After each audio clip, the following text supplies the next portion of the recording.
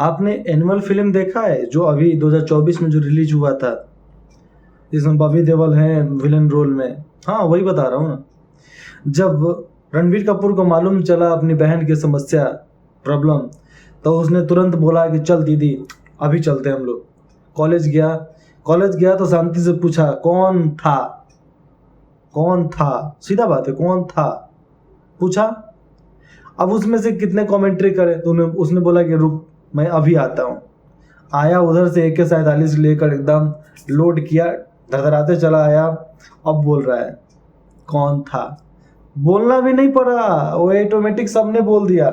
Sir मैं बताता हूँ, ये थे, कल आइएगा मिलेंगे। This is the power.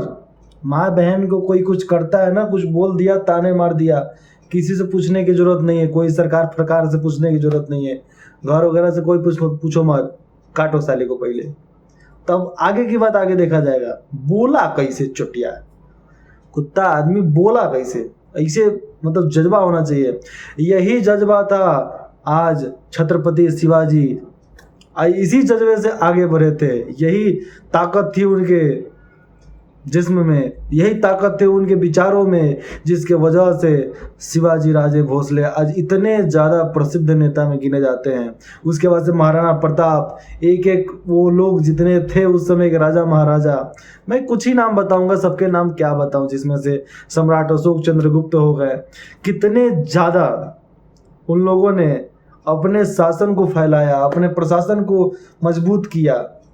Sikh गुरु कितने थे जिन्होंने स्वतंत्रता के लिए अपने सर्वोच्च बलिदान कर दिया। आज उनके कुछ ऐसे लोग हैं ना भैया, जो उनके मतलब वजह से उन्हीं का नाम लेकर आगे बढ़ते हैं और उन्हीं को बदनाम करने के चक्कर में लगे हुए हैं। तो हमें हर चीज को समझने की काबिलियत भगवान देवे, प्रभु देवे, लेकिन इंसान को भगवान समझने की शक्ति तभी देती है जब वो ससुरा लायक होगा कि हाँ अब हम समझ सकते हैं।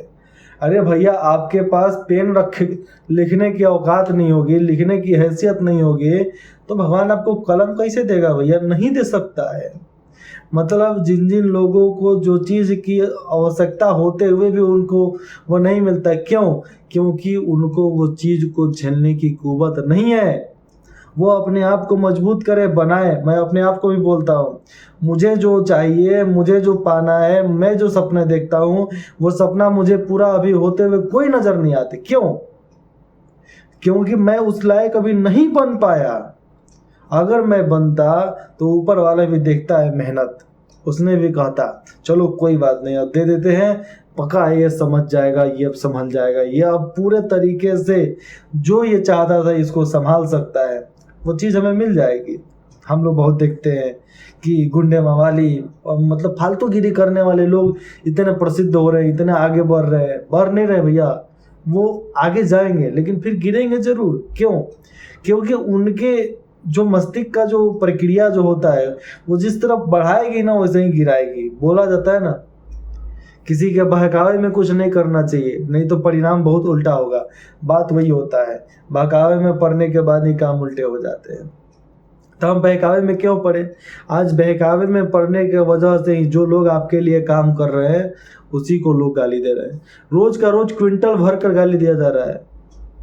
हमें अपनी मानसिकताओं को बदलनी होगी, नहीं तो कुछ नहीं हो सकता।